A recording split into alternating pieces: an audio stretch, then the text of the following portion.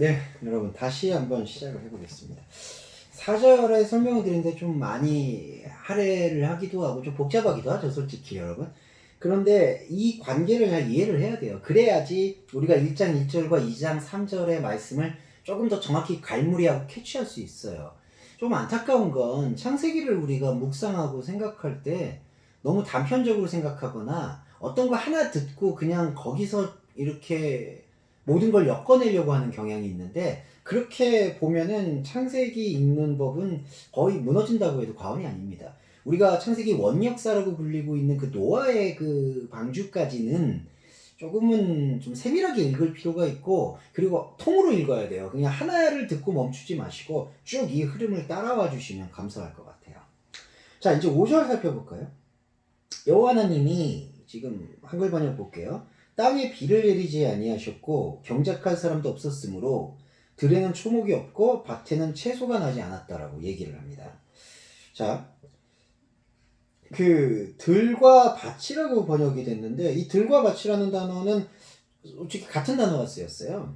이게 바로 이제 세데인데, 사데가 쓰였는데, 사데라는 히브리어가 뭐냐, 헬라어 70인역으로 번역을 해보면 아그로예요. 이게 들, 황무지. 그래서 딱 보시면은 들에, 여기 한글 번역이 이렇게 되죠. 땅에 비를 내리지 않고, 저기 뒤에 문장이죠. 뒤에 문장이 지금 히브리어 문법은 앞으로 나오니까, 들에는 초목이 없고 밭에는 채소가 나지 않는다, 지금 이렇게 표현을 해요. 근데 이 표현 안에서 우리가 조금은 유추해 볼 수 있는 헬라어 문법 중에, 문장 중에 하나가 놓친 부분이 그 아르츠 베콜, 그리고 모든 그 땅 안에는, 이렇게 지금 표현되어 있어요. 그리고 그 모든 그 땅 안에는, 그리고 다시 번역된 게 들에는 나무가 없고, 에세브가 근데 나무로 되어 있네. 초목으로 번역되는, 초목이라는 뜻이 아니고 이가 에세브가 요거 채소라는 뜻이죠. 씨 없는 채소. 그리고 씨하도 요게 채소라는 뜻인데 초목과 같은 의미로 쓰일 수가 있다고 좀 보여요. 비슷한 단어예요. 그러니까 들에는 초목과 밭에는 채소. 참 이게 번역을 이렇게 다 그냥 뭐 다 중구난방으로 하니까 제가 정리를 하기가 되게 좀 어렵네요. 죄송해요. 자, 들과 밭이라고 쓴 건 다 같은 단어예요. 같은 단어. 그래서 사데가 쓰였고, 이 사데라는 게 제가 70인역으로 유추해서 보면은 지금 들이라고 했잖아. 황무지. 근데 여기 지금 문장 안에는 그리고 그 모든 땅 안에는 이라는 게 함축이 돼 있어요. 자, 그리고 그 모든 땅 안에 들과 들이 있는 거예요. 황무지가. 그 뜻이 뭐냐? 자, 먼저 이거를 번역하고 가볼까요? 그리고 그 땅 안에는, 그리고 모든 땅 안에는이라고 했을 때, 그리고 모든 그 땅 안에는이라고 해서, 그 땅이라고 해서 계속 관사를 써요.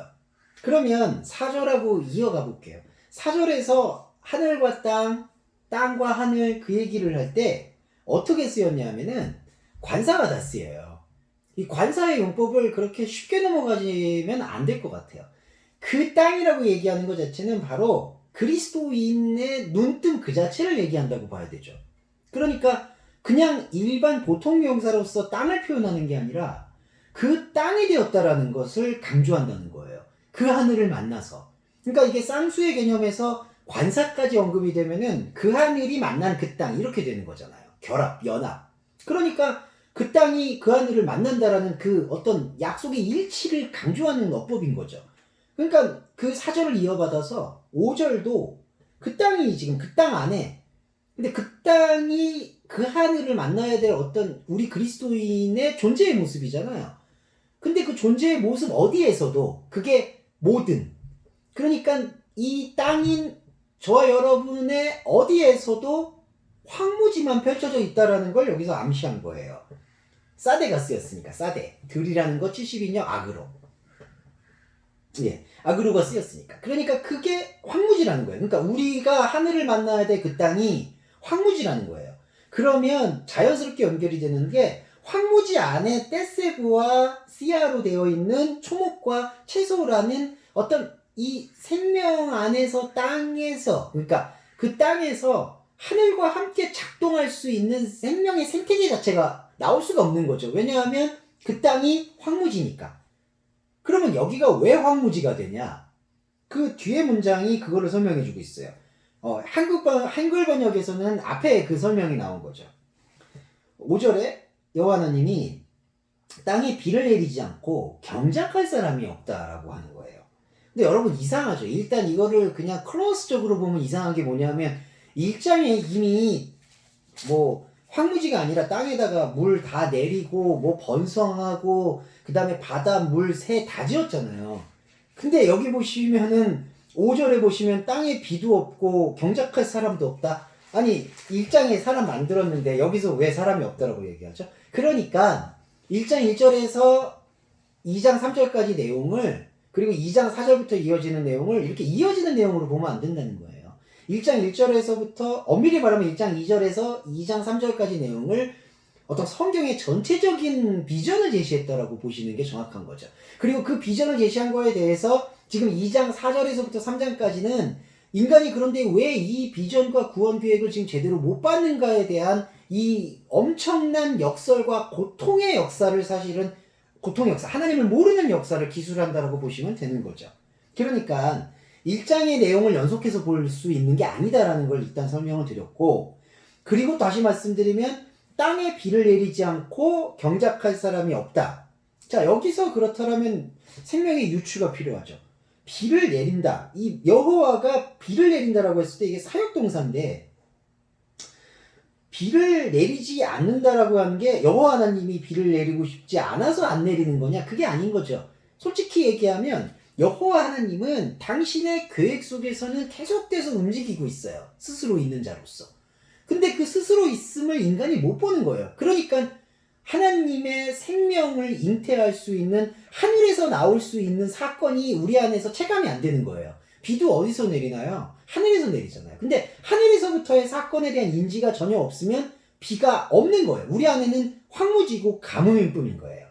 그리고 또 하나, 그 하늘의 사건을 인지를 하려면, 자, 여호와 하나님은 언제나 비를 내리고 있잖아요. 하늘에서부터 이루어지는 생명의 징조인데 이게 바로 오트, 표적인데, 자, 이 표적에 대해서 그거를 주워 먹을 수 있어야 되잖아요. 그러니까 이 표적이 바로 하늘에서부터 내려온 거구나. 이 하늘에서부터 내려온 에고의 의미가 내 안에서 실현되는 거구나라는 것을 우리가 발견해야 되잖아요. 그게 2장 아까 4절에 보셨던 땅이 하늘 만나서 아시아가 되어서 리폼드가 되어서 그 리폼드가 된 전체적인 창조의 비전 안에서 하나님을 발견하는 생명 족보 똘레도트가 완성이 되는 거잖아요.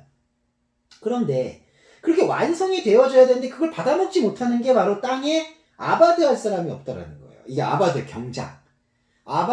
경작이라는 뜻이 이제 섬긴다라는 뜻이 있어요. 혹은 섬긴다, 일한다. 근데 이 일도 잘못하면 안 되겠죠. 율법의 일을 하면 망하는 거고, 제대로 하게 될 때 이 아바드는 땅과 하나가 되어지는 거죠. 나한테 주어져 있는 이 복음의 성력을, 복음의 능력을 솔직히 복음으로 이끌어 올리는 거예요. 그게 경작이에요. 그게 창세기 1장의 6째 날에 사람에게 생명을 허락하시고 제가 이렇게 잘 잊어버려요. 죄송한데 생육번성 충만이라고 한글 번역되어진 것, 차원의 다름으로 넘어가서 충만을 경험하라는 뜻. 바로 그거를 밭에 땅에 경작할 사람, 바로 그걸 얘기하는 거예요. 그러니까 이게 순서가 이렇죠. 자, 여호와 하나님은 당신의 창조 구원 계획을 밝혔어요. 근데 그 구원 계획에 대해서 우리가 눈뜨지 못하면 거기서 의미가 없어요. 그게 경작할 사람이 없는 거예요. 그러면 비가 하나님은 내린다라고 하지만 그리스도론으로 볼 때는 그리스도는 계속해서 비를 내리시지만 우리는 그 비를 깨닫지 못하는 거예요. 그러니까 우리한테 주어져 있는 이 어떤 유한한 진료로서의 땅이 황무지가 돼버린 거죠. 그러니까 황무지가 돼버렸으니까 자, 초목과 채소라는 게 어떤 걸로 봐야 되냐면, 자, 여기선 지금 농경의 원리를 좀 설명하니까 그거에 맞춰서 설명을 드릴게요.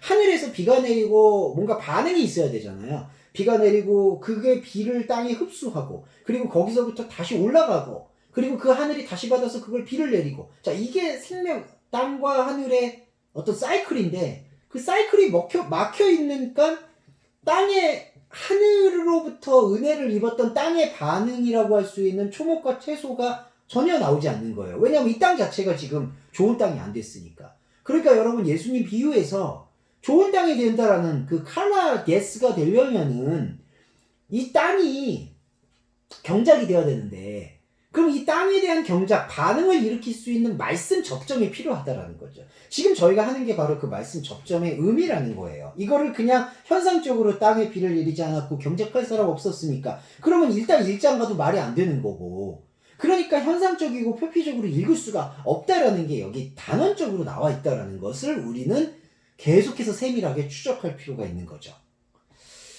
자, 그리고 6절 말씀드리고 오늘은 요 시간까지는 좀 갈무리를 해볼게요. 안개만 땅에서 올라와 온 지면을 적셨다. 여러분, 이 맥락은 지면을, 하늘의 문을, 지면이니까 땅의 얼굴을 지금 계속해서 이게 이제 샤카 하잖아요. 이렇게 적시잖아요. 이 적신다라는 게 뭘 적시느냐? 안개가 적셔요. 자, 이게 되게 애매한 건데, 이게 애드라는 안개라는 단어가 모호하고 불안정한 거. 그러니까 이게 긍정적인 요소만은 아니라는 거예요. 그러니까 안개라고 했을 때는 우리가 수증기를 생각하잖아요. 금방이라도 비가 내릴 것 같잖아요. 근데 이게 좀 안타까운 게, 안개가 적셨다라고 했을 때는 사실 적신 게 아니죠. 수증기가 요즘 우리가 갖고 있는 과학 용어처럼 수증기가 우리 안에서 이슬 맺혔다 이렇게 유추하는 거는 지나친 오역이고, 안개라는 거는 비가 아직 안 된 상황이에요. 비가 안 되는데 적셨다? 어떻게 적시죠?